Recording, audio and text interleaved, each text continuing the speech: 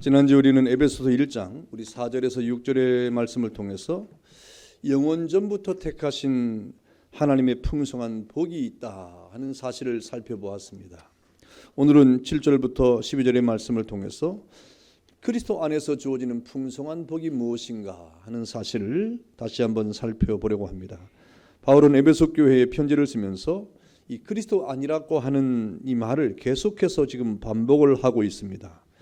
에베소 전체에서 보면 이 그리스도 아니라고 하는 말이 30회나 반복이 되었고 또 1장에서도 11번이나 지금 반복되고 있는 것을 보게 됩니다. 이것은 우리가 그리스도 밖에는 살아갈 수 없음을 말하는 것이죠.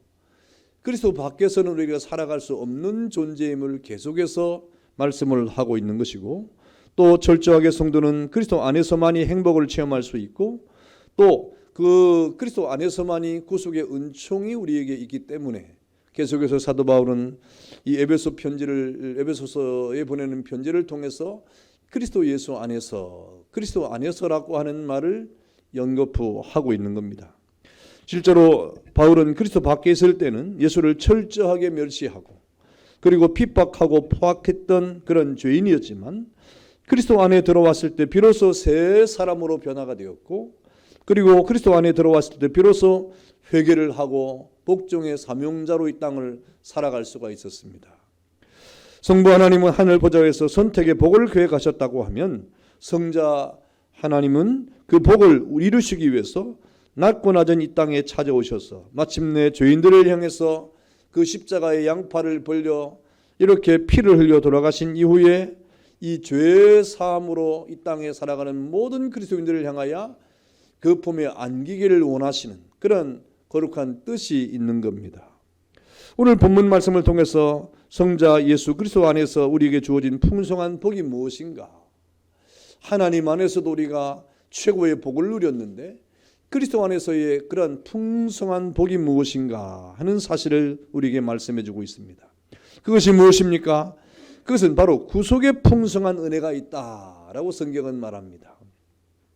오늘 7절에 보니까 우리는 그리스도 예수 안에서 그의 은혜의 풍성함을 따라 그의 피로 말미암아 속량 곧 죄사함을 받았느니라 라고 말씀했습니다. 여러분, 우리가 예수 그리스도로 말미암아 받은 복은 구속 곧 죄사함의 복임을 말씀하고 있는 겁니다. 여기 구속이라고 하는 것은 노예가 자기 신분에서 벗어나기 위해서 자유를 얻거나, 또는 이 죄수들이 자신이 선고받은 형량을 면제받기 위해서 무엇인가 이 속전을 지불하는 행위를 말하는 겁니다. 이것이 이 구속이라고 하는 그런 의미죠. 초대교회 당시 로마 제국에는 노예가 많이 있었습니다. 그 노예를 일컬어서 살아있는 도구, 그리고 이 살아있는 재산으로 구분을 했습니다. 그러니까 말이나 또 소처럼, 아니면 집에 있는 무슨 농기구처럼 이렇게 여겼던 존재가 이 로마 시대의 이 노예라고 하는 신분이죠. 그러니까 살아있는 재산 정도로 여겼던 겁니다.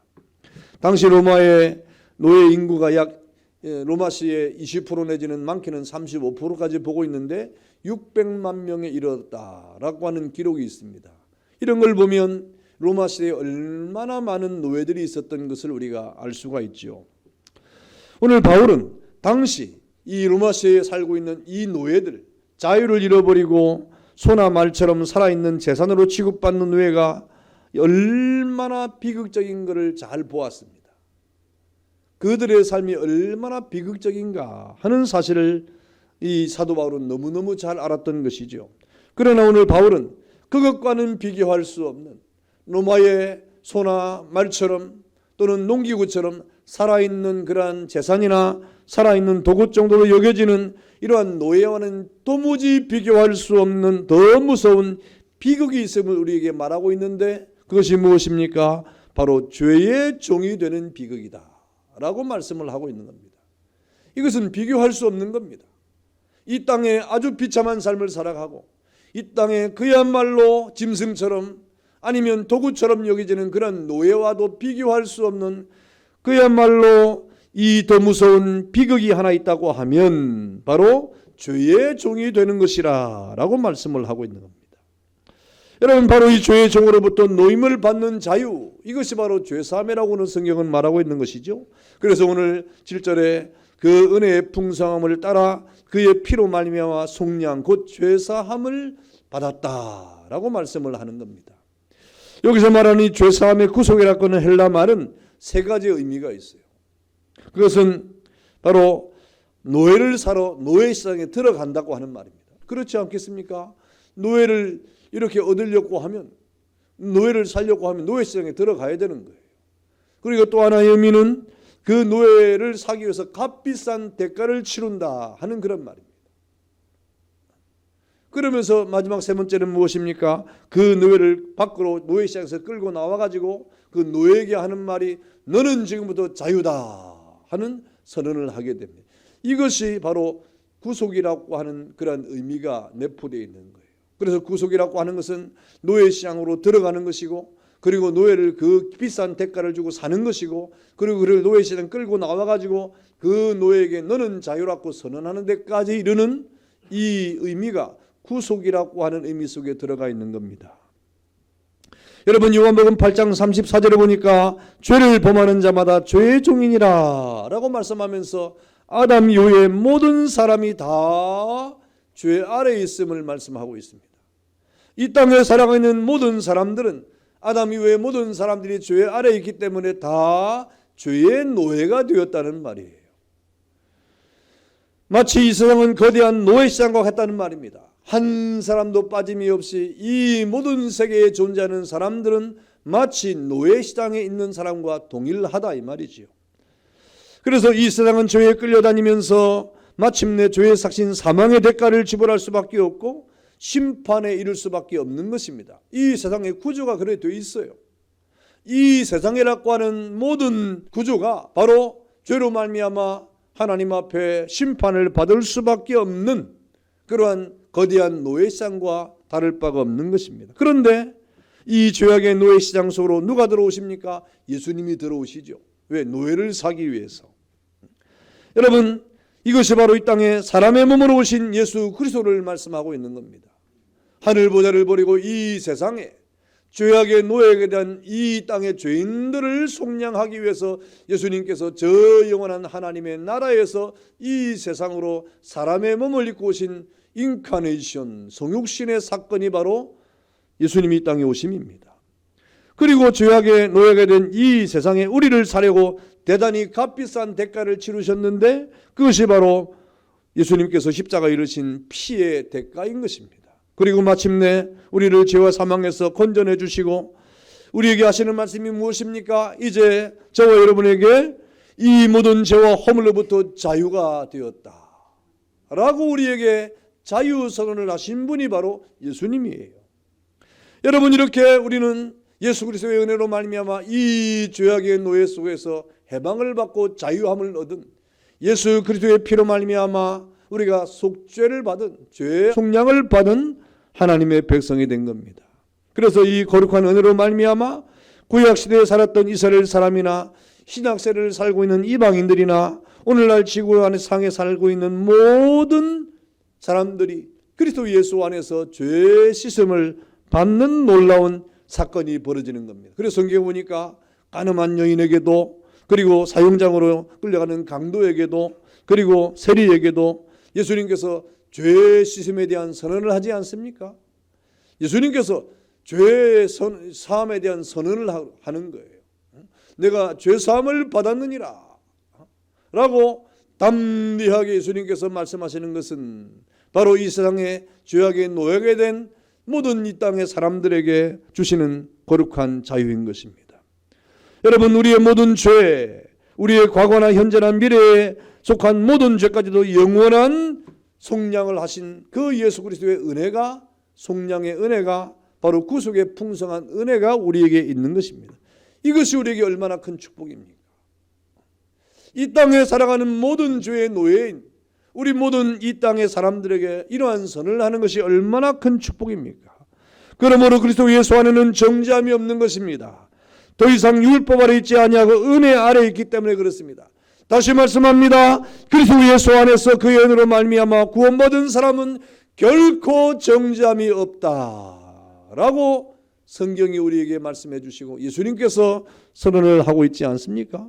그래서 바울은 로마서에서 이 사실을 정확하게 말씀하고 있는데, 감히 그 누구도 사망이나 생명이나 천사들이나 현재일이나 장래일이나 능력이나 높음이나 기쁨이나 다른 어떤 피조물이라도 우리를 우리 주 예수 안에 있는 하나님의 사랑에서 끊을 수 없느니라 라고 선언을 하게 된 겁니다. 이렇게 우리에게 주신 이 구속의 풍성한 은혜는 이 세상의 그 어떤 것으로도 끊을 수 없는 강력한 하나님의 은혜라고 하는 사실입니다. 여러분, 우리를 죄와 허물로부터 구속하신 그 피의 은혜는 풍성한 겁니다. 부족함이 없는 겁니다. 여러분이 어떤 삶을 살든지 관계없이 하나님의 거룩한 구속의 은혜는 풍성하고 넉넉하고 부족하지 않습니다. 그리스도의 피의 속죄함의 능력과 범위는 시간과 공간을 초월합니다.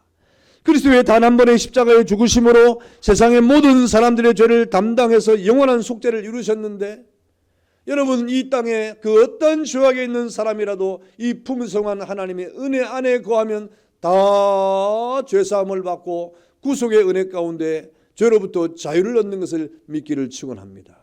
그래서 예수 믿으면 구원을 받는 거예요.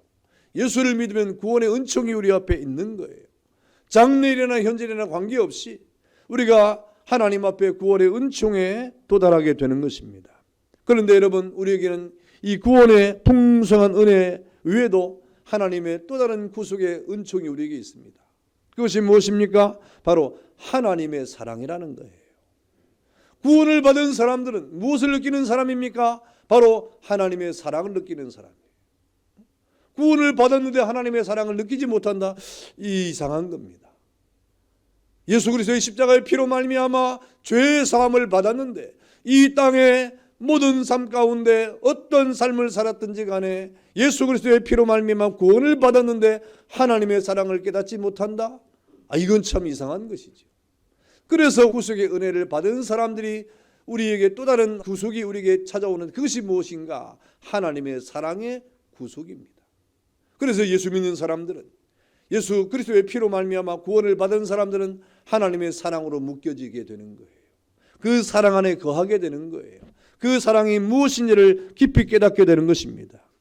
여러분, 우리가 얼마든지 무한한 넉넉한 용서를 받고 그것이 허용되지 않았습니까? 그러나 이 사실은 우리가 마음대로 죄를 지어도 좋다는 의미를 말하고 있지 않습니다. 우리가 그리스도 안에서 구원을 받았으니까 우리는 어떤 짓을 해도 구원을 받는다고 하는 것을 말하는 것이 아니에요. 여러분에게 어떤 삶을 다 이렇게 살아도 된다고 하는 허용을 말하지 않습니다. 도리어 우리에게는 하나님의 구속의 사랑은 죄로부터도 자유하지만 우리의 삶으로부터도 그 모든 죄로부터 우리가 구별된 삶을 살아가는 자유를 우리에게 허락한 것이기 때문에 바로 그리스도의 거룩한 구속의 은혜를 받은 사람들은 하나님의 사랑으로 묶인 사람이 되는 겁니다. 여러분, 우리가 율법 아래 죄인인 상태가 얼마나 비참하고 부끄러운 상태인 것을 깨달은 사람이 어떻게 다시 율법 아래 들어가고 어떻게 다시 죄인의 세계로 들어가고 어떻게 다시 우리의 그 허물과 죄 가운데 들어갈 수가 있겠습니까? 성경에 보니까 이 돼지는 자기가 먹은 것을 토하고 그러면서 자기가 쌓아놓은 그 구더기에 들어서 몸을 비비고 살아가는데 사람은 그럴 수 없다. 구속을 받은 사람은 그럴 수 없다 이 말입니다. 어떻게 돼지에게 진주를 던질 수 있느냐? 여러분, 이 말씀이 무슨 말입니까? 구원을 받은 하나님의 사람들은 그 삶을 통해서도 하나님 앞에 구속의 삶을 살아가고야 만다고 하는 사실이죠. 이것이 구속의 거룩한 풍성한 은혜예요. 우리가 하나님의 은혜와 그리스도의 풍성한 그 구속의 은혜만을 우리가 받은 것이 아니라 그 풍성한 은혜는 우리의 삶 가운데서도 풍성한 삶으로 나타나게 된다고 하는 사실입니다. 그래서 예수님께서도 가늠하다 현장에 잡힌 여인에게 뭐라고 말씀하십니까? 나도 너를 정죄하지 아니하노니 가서 다시는 죄를 범하지 말아라. 이것이 구속 안에 있는 사람들이 예수님이 우리에게 말씀하시는 거예요. 내가 너를 죄로부터 자유를 줄 테니까 다시는 죄를 짓지 마라. 이게 주님의 뜻이에요. 구원받은 것으로 끝나는 것이 아닙니다. 구원받은 은혜의 풍성함에 거하는 사람들은 우리의 삶을 통해서도 구원의 은총을 나타내는, 구원의 삶을 나타내는 풍성함에 거하게 되는 것입니다. 그러므로 그리스도 안에서 구속은 이렇게 죄사함은 물론이거니와 그 사랑 안에서 죄를 범하지 않는 그 모든 풍성함도 포함되는 거예요. 이것이 바로 그리스도 안에서 하나님의 자녀들이 누리는 구속의 풍성함입니다. 여러분, 영접하는 자, 곧 그 이름을 믿는 자에게는 하나님의 자녀가 되는 권세를 주겠다고 약속하지 않습니까? 여러분, 그리스도 안에 있는 보혈의 공로로 그 무서운 죄와 형벌로부터 자유를 누리셨습니까? 그렇다고 하면 예수 안에서 새로운 삶의 풍성함도 누릴 줄 아는 여러분 되시기를 주의 이름으로 축원합니다. 이것이 구속의 풍성함이에요. 예수님의 십자가의 구속의 풍성함은 우리의 삶에도 나타나야 된다 이 말입니다. 그럴 때 진정한 그리스도의 삶으로 이 땅을 살아가는 하나님의 백성이 되는 겁니다. 여러분, 구속의 풍성한 은혜, 우리가 받은 예수 안에서의 그런 복이죠. 그리스도 안에서의 풍성한 복이 또 무엇입니까? 오늘 8절과 9절에 보니까 이는 그가 모든 지혜와 총명을 우리에게 넘치게 하사 그 뜻의 비밀을 우리에게 알리신 것이라 그랬습니다. 다시 말하면 지혜와 총명이 넘치는 은혜가 우리에게 있다는 겁니다. 여러분, 이는 단순한 인간 이성이나 지성으로는 도무지 하나님의 뜻을 알 수 없음을 말씀하는 거예요. 하나님의 뜻을 우리가 어떻게 알 수 있느냐? 이러한 비밀한 하나님의 뜻은 그냥 알아지는 것이 아니라 성령의 거룩한 은혜로 말미암아 우리에게 주시는 겁니다. 하나님께서는 이러한 비밀을 우리에게 모든 자녀와 함께 나누기를 원하십니다. 하나님은 이러한 비밀을 감추시거나 하나님은 자기만을 독점하는 것을 원치 아니하시고 이러한 비밀을 우리가 공유하도록 하나님은 원하시는 거예요. 알기를 원하십니다. 여러분들이 이 하나님의 구속이 얼마나 놀라운 것인가, 이 예수 그리스도 안에서의 구속의 풍성함이 얼마나 풍성한 것인가를 우리로 알도록 하시는 것이 하나님의 뜻이라 이 말입니다. 그래서 참된 기독교의 신앙에 들어오기 위해서는 반드시 이 문제를 해결해야 되는 겁니다. 성령의 지혜로 깨닫는 바 예수 그리스도는 누구신가? 이러한 이 사실을 우리는 잘 깨달아야 되는 것입니다. 예수님께서도 그의 제자들에게 참된 진리를 깨닫기를 원해서 저 가이사랴 빌립보에 가실 때 예수님이 묻지 않습니까? 제자들에게 사람들이 나를 누구라고 하느냐 하고 예수님이 묻지 않습니까? 그때 제자들이 대답합니다. 그러니까 예수님이 또 재차 묻기를 너희는 나를 누구라고 하느냐? 너희는 나를 누구라고 생각하느냐? 라고 또 묻습니다. 여러분, 참된 기독교 신앙에 들어오기 위해서는 반드시 이 문제를 해결해야 됩니다. 예수님은 누구신가? 예수님은 어떤 분인가? 이것이 우리 예수 그리스도 안에서의 우리 기독인들의 신앙에 아주 중요한 문제예요. 예수님이 누구신가를 우리가 해결하지 아니하면 우리는 참된 신앙 안에 들어갈 수가 없게 되는 것입니다. 이러한 참된 신앙의 깨달음은 무엇입니까? 그것이 바로 지혜와 총명인데 이 지혜와 총명의 풍성함을 그냥 알 수가 없어요. 그냥 알아지는 게 아닙니다. 이 세상의 지혜나 지식으로 알아지는 것이 아니라 성령의 감동으로 알아지는 것이라고 말씀하지 않습니까? 여러분, 세상의 모든 종교는 그 종교의 교주의 가르침을 최우선시합니다. 그래서 교주가 어떻게 말했느냐, 교주가 어떻게 교시를 내렸느냐, 교주의 말이 무엇이냐, 이거 강조하죠. 그러나 예수 믿는 그리스도인은 그렇지 않습니다. 우리 기독교는 유일하게 그리스도의 교훈이 아니라 예수 그리스도가 누구신가를 깨달아야 되는 것입니다. 예수님이 누구신가? 다시 말하면 예수님의 교훈이 우리를 구원하는 것이 아니라 예수님 자신이 우리를 구원하시는 분이라 이 말입니다. 예수님의 교훈이 우리를 구원하는 게 아니에요. 예수님이 우리를 구원하시는 거라 이 말입니다. 그러므로 우리는 예수님이 누구신가를 뼛속 깊이 깨달아야 되는 그러한 거룩한 하나님의 자녀들이 되는 것입니다. 예수님이 뭐라고 말씀하십니까? 요한복음 14장 6절에 보니까 내가 곧 길이요 진리요 생명이니 나로 말미암지 않고는 아버지께로 올 자가 없느니라. 할렐루야. 여러분, 내가 말하는 것을 이해해라. 내가 말하는 것을 이해해야 구원을 받는다고 예수님께서 말씀하지 않았어요. 내가 곧 길이요, 내가 곧 진리요, 내가 곧 생명이니 나로 말미암지 않고는 아버지께로 올 자가 없느니라. 여러분, 예수님이 누구신가를 우리가 해결해야 됩니다. 예수님이 어떤 분인가를 여러분 깊이 깨달아야 됩니다. 그래야 우리는 참된 그리스도인이 될 수가 있는 것입니다. 여러분, 예수님께서 누구신가는 사실만 깨닫고 믿기만 하면 그 순간에 구원이 이루어질 뿐 아니라 그 순간에 풍성하고 영광스러운 하나님의 비밀한 계획 속에 우리가 들어가는 거예요. 사람들이 인자를 누구라고 하느냐고 할 때 많은 사람들은 대답을 했습니다. 더러는 세례 요한이요, 더러는 엘리야요, 어떤 이는 예레미야요, 선지자 중에 하나라고 말합니다. 그러면 너희는 나를 누구라고 하느냐? 라고 주님이 물으실 때 시몬 베드로가 뭐라고 대답했습니까? 주는 그리스도시요 살아계신 하나님의 아들이십니다. 라고 확실하고도 분명하게 대답을 하지 않았습니까? 주님은 이런 고백을 듣고 싶은 거예요. 과연 예수 믿는 사람들이 예수님에 대해서 어떻게 고백하느냐? 여러분들이 과연 주님의 그 풍성한 은혜 가운데 거하면서 주님을 어떻게 고백을 하느냐? 도대체 어떤 지혜와 청명으로 주님을 고백을 하느냐?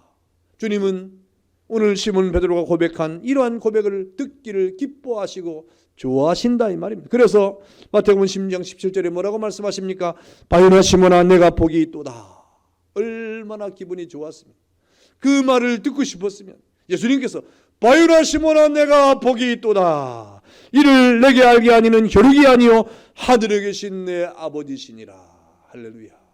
여러분, 예수를 아는 지혜와 총명은 그냥 알아지는 것이 아닙니다. 혈육에 있는 것이 아닙니다. 어떤 공부로 알아지는 것이 아닙니다. 지식으로 전달되는 것이 아닙니다. 하늘에 계신 하나님의 은혜 가운데 성령의 은혜로 우리가 지혜와 총명을 통하여 예수 그리스도를 고백하게 되는 거예요. 이게 진짜 신앙이라 이 말입니다. 이것이 참된 우리의 신앙이라 이 말입니다. 이러한 참된 신앙에 거할 때 우리는 그 풍성한 복을 우리가 누리고 깨닫게 되는 겁니다. 여러분, 이 깨달음이 얼마나 중요합니까? 여러분, 이 영적인 깨달음, 이 진리의 빛이 비춰오는 순간 이 빛이 우리의 양심을 비추고 우리의 영혼을 비추고 우리의 삶을 비추는 순간 우리는 놀라운 하늘의 풍성한 비밀을 우리가 알게 되고 더불어 하나님에 계신 하나님의 아버지를 알게 되고 내가 그분의 자녀라는 사실에 확신이 찾아오고 영광스러운 비밀 앞에 저 영원한 천국의 소망을 두고 벅찬 감격과 감동으로 이 땅을 살아가게 되는 것입니다. 이것이 참된 기독교인의 그 모습이에요. 참된 그리스도인의 그런 실상이에요. 여러분, 골로새 1장 6절에 보니까 이 복음이 이미 너희에게 이름에 너희가 듣고 참으로 하나님의 은혜를 깨달은 날부터 너희 중에서와 같이 온 천하에도 열매 맺어 간다 그랬습니다. 여러분, 하나님의 복음을 들을 때 그런 은혜가 있는 거예요. 예수님이 누구신가를 깨닫게 되는 것입니다. 여러분들에게도 이 복음을 듣고 이 깨달음을 통하여 감격과 감동과 감사가 넘쳐서 과연 예수님이 어떤 분인가를 깊이 깨닫고 참된 그 지혜와 청명으로 예수 그리스도의 은혜 가운데 거하는 여러분 되기를 축원합니다. 이런 지혜와 지식이 충만해야 돼요. 여러분, 그리스도 안에서 우리가 얻는 풍성한 복이 무엇입니까? 오늘 기업에 풍성한 은혜가 있다라고 말씀을 하고 있습니다. 11절에 보니까 모든 일을 그의 뜻의 결정대로 일하시는 이의 계획을 따라 우리가 예정을 입어 그 안에서 기업이 되었으니 라고 말합니다. 보통 우리가 기업이라고 하는 말은 우리가 뭔가 취하는 것으로 생각합니다. 그것도 틀린 말은 아니에요. 이 기업이라고 하는 말의 본래는 여러분, 우리가 무슨 하나님 앞에 무슨 기업을 받는다, 유산을 얻는다, 뭔가 하나님이 우리에게 준다고 하는 의미를 가지고 뭔가 그런 생각을 많이 하는데 그 틀린 말은 아니지만 더 본론적인 의미는 우리 자신이 하나님의 기업이란 말이에요. 우리가 하나님의 기업이라 이 말은 이 말입니다. 여러분, 우리가 어떻게 하나님의 기업이 되는 것입니까? 우리가 구속함을 받았기 때문에 그런 겁니다. 구원함을 받았기 때문에 그런 겁니다. 여러분, 우리가 하나님 앞에 어떤 유산을 취했다든지 어떤 기업을 얻은 것이 아니라 우리 자체가 하나님의 유산과 기업이 됨을 말하는 것인데 이것은 우리의 의지와 상관없이 하나님의 일방적인 은혜로 우리를 뽑아가지고 우리를 하나님의 기업이 되게 하셨음을 성경이 우리에게 밝히고 있는 내용이에요. 하나님은 예수 그리스도를 통하여 우리를 하나님의 기업으로 삼아주셨다 이 말입니다. 여러분, 성경의 시편 120편 3절에 보니까 보라 자식들은 하나님의 기업이요 태열매는 그의 상급이로다 그랬습니다. 자식이 부모의 재산이라 이 말입니다. 자식이. 그러면서 4절에 젊은 자의 자식은 장사의 수정에 화살 같고 성문에서 그의 원수와 단판을 지을 때 수치를 당치 아니한다. 자식 때문에 담대하다 이 말입니다. 자식이 이렇게 그 부모의 힘이 된다 이 말이죠. 그 자식이 장사의 수중에 화살 같아서 전쟁터에 나갈 때 담대하게 싸울 수 있는 힘의 근원이 된다 이 말이죠. 이 말은 무슨 말입니까? 부모가 훨씬 힘이 세죠. 부모가 훨씬 자녀를 돌보죠. 부모가 훨씬 자녀에 대한 사랑을 더 전폭적으로 나타내죠. 그런데 그 부모에게 자식은 무엇입니까? 힘이에요. 자식은 삶의 원동력이에요. 그 자식은 부모에게 있어서 삶의 가치예요. 삶의 전부입니다. 그러니까 사랑을 쏟아붓는 것 아닙니까? 여러분, 우리가 하나님의 자녀가 되었다는 말은 하나님 편에서 보면 우리가 하나님의 기업이라 이 말입니다. 우리가 하나님의 기업이 되었다 이 말이에요. 다시 말하면 우리를 하나님이 너무너무 좋아하신다 이 말입니다.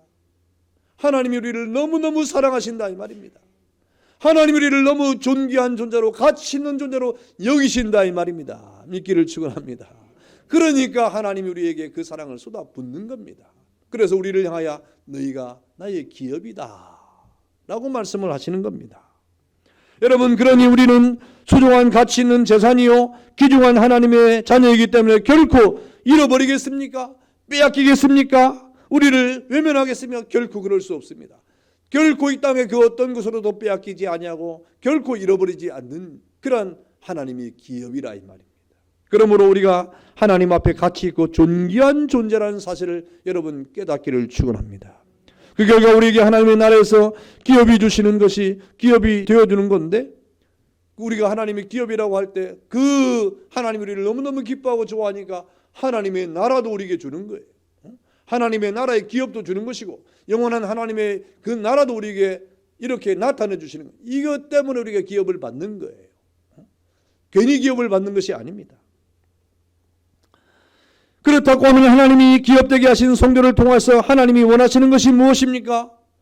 우리를 하나님이 기업이 되게 하셨는데 하나님이 우리에게 요구가 뭐예요? 영광이 되고 찬송이 되게 하시겠다. 12절에 그랬어요. 이는 우리가 그리스도 안에서 전부터 바르던 그의 영광에 찬송이 되게 하려 하심이니라 그랬습니다. 여러분, 하나님은 우리를 기업으로 삼아 주실 뿐 아니라 더 놀랍게도 영광의 찬송이 되게 하신 것이다 그랬어요. 여러분, 이 영광의 찬송이 된다는 말은 우리가 하나님을 찬양하고 영광을 돌리라 이 말이 아니에요. 또 당연히 그래야 되지만 당연히 우리가 하나님 앞에 영광이 되어야 되죠. 당연히 우리가 하나님 앞에 찬송이 되어야 되죠. 그런데 오늘 이 말씀은 무엇입니까? 예수님께서 하나님께서 우리에게 주신 가장 위대한 선물이라고 이렇게 우리를 하나님 앞에 드린다 이 말입니다. 우리에게서 최고의 선물이 무엇입니까? 예수님이죠. 하나님이 우리에게 주신 최고의 선물은 예수님이에요. 그런데 예수님은 도리어 우리를 하나님 앞에 이렇게 이끌어 가시면서 하나님 앞에 최고의 선물을 드리는데 그것이 바로 우리라 이 말입니다. 여러분이 하나님 앞에 예수님이 드리는 최고의 선물이요 영광이요 찬송이라 이 말입니다. 무슨 말입니까? 예수님이 우리를 하나님 앞에 이끌어 가시면서 하나님 보세요. 이 사람이 바로 하나님의 사랑했던 사람입니다. 비록 허물과 죄로 죽었던 사람이지만 하나님이 그를 사랑해가지고 나를 이 땅에 보내서 십자가에 그를 구속하지 않았습니까? 주의 거룩한 은혜 가운데 이 사람이 내가 흘린 피로 말미암아 깨끗함을 받고 하나님의 자녀가 되어서 이렇게 하나님 앞에 오지 않았습니까? 하고 하나님 앞에 우리를 영광과 찬송으로 올려드린다 이 말입니다. 하나님의 선물이 우리가 하나님의 영광과 기쁨이라고 하는 그런 말입니다. 다시 말하면 예수님과 하나님과 사이에 오가는 대화 가운데 그 중심이 누구라 이 말입니까? 구원받은 성도라 이 말이에요. 하나님과 예수님 사이에 계속 대화를 하시는데 대화의 주제가 뭐냐? 대화의 주제가 뭐겠어요? 바로 저와 여러분이라 이 말입니다. 하나님과 예수님 사이에 하고 싶은 말이 참 많아요. 하나님과 예수님 사이에 오고 가는 대화가 끊임이 없어요. 하나님과 예수님 사이에 정말 주고받는 대화가 풍성합니다. 무궁무진합니다. 그런데 그 대화의 중심이 무엇입니까? 바로 이 땅의 허물과 죄로 죽었던 저와 여러분들이 하나님의 사랑으로 예수 그리스도가 이 땅에 오셔서 우리를 그 구속 가운데 십자가로 말미암아 구원하신 그 놀라운 은혜로 우리가 구원받은 이 사실이 하나님과 예수님의 그 모든 대화의 주제가 된다 이 말입니다. 여러분 집에서 여러분 대화의 주제가 뭡니까? 남편은 아내 보고 당신은 참 요즘에 왜 이렇게 이뻐지냐 이런 대화합니까? 또 부인은 남편 보고 당신은 갈수록 멋져져, 이런 대화를 합니까? 그래 해야죠. 그런데 우리 삶의 대부분 가정에서 여러분 모든 대화의 주제가 뭐예요? 자식이죠. 대화의 주제가 뭡니까? 자녀의 장래죠. 대화의 주제가 무엇입니까? 자녀의 그 성장이죠. 당연한 부모의 대화의 주제 아니겠습니까?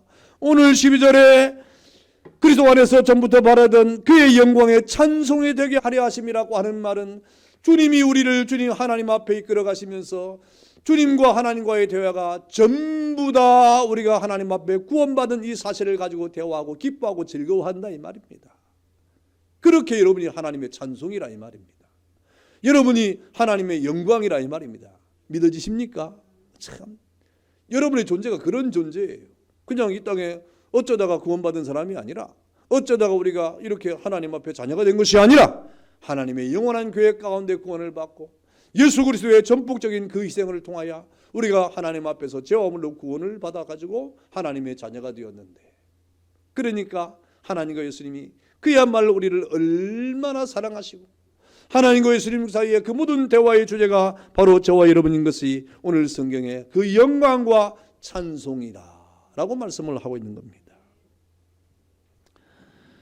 여러분, 예수님은 하나님 앞에서 이 사람이 본래 죄인이었는데 주님이 구원의 은총 가운데 이렇게 거룩한 백성이 되었습니다.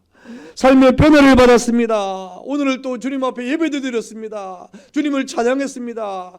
거룩한 참된 기독교인의 삶을 살았습니다. 하나님 앞에 아버지 하나님의 거룩한 이 영광을 드러내는 삶을 살았습니다. 하고 그 모든 이 주제가 여러분에게 집중되고 있다 이 말입니다. 그러니 우리가 하나님 앞에 얼마나 영광과 찬송을 올리는 삶을 살아야 되겠어요. 그래서 우리 자녀들이 뭔가 조금만 잘하는 일이 있으면 그것 때문에 또 주제가 또 돼서 우리가 또 몇 시간 또 얘기하잖아요. 여러분이 하나님 앞에 찬송과 영광이 되는 은혜가 있기를 주의 이름으로 축원합니다. 그러므로 풍성한 구속의 은혜를 받은 하나님의 자녀들은 예수님께서 자랑스럽게 바쳐주시는 영광의 찬송이 될 수 있도록 흠없고 거룩한 삶을 살아가야 되는 것입니다. 성도 여러분, 그리스도 안에 있는 이 풍성한 복이 얼마나 많은가를 깨달아야 돼요. 그리스도 안에서 우리가 받은 이 풍성의 복이 얼마나 가치가 있고 위대한가. 여러분, 이렇게 모든 풍성한 복을 누리며 살아가는 성도들의 교회가 아름다운 교회가 되는 것입니다. 내가 참된 그리스도인이 되고 그리스도 안에서의 그 풍성한 은혜 가운데 거하고 하나님의 그 사랑 안에서 우리가 얼마나 존귀한 존재가 되었는가를 깨닫는 이러한 놀라운 은혜 가운데 거하는 것이 아름다운 성도의 모습이 아니겠습니까? 주님 안에서 주는 풍성한 은혜는 가히 비교할 수 없습니다. 주님께서 우리를 죄에서 끌어내사 풍성한 곳으로 들어가게 하셨을 뿐 아니라 그리스도의 은혜로 말미암아 하나님의 거룩한 은혜의 삶을 살아가도록 우리에게 은총을 베풀어 주신 것입니다. 그래서 그리스도 안에 있는 거룩한 하나님의 자녀들은 그 풍성함에 감격해서 이 땅을 거룩하고 흠없게 살아가게 되는 것입니다. 여러분, 이러한 은혜를 주시려고 영원전부터 계획을 세우시고 마침내 때가 참에 그 뜻을 드러내신 놀라운 하나님의 사랑 앞에 거하고 예수 그리스도의 그 희생을 통하여 우리에게 주시는 그 모든 거룩한 은혜를 통하여 여러분을 속량하시고 죄 사함을 허락하셔서 구속하신 은혜 앞에 감격하고 그 결과 풍성한 그 지혜와 총명으로 우리를 하나님의 거룩한 자녀로 이 땅을 살아가게 하신 그 하나님의 놀라운 은혜를 여러분 깊이 깨닫는 거룩한 주님의 백성이 되어서 하나님의 은혜를 가슴에 새기고 풍성한 축복을 나타내는 여러분 되시기를 주의 이름으로 축원합니다. 다 같이 한번 기도하겠습니다.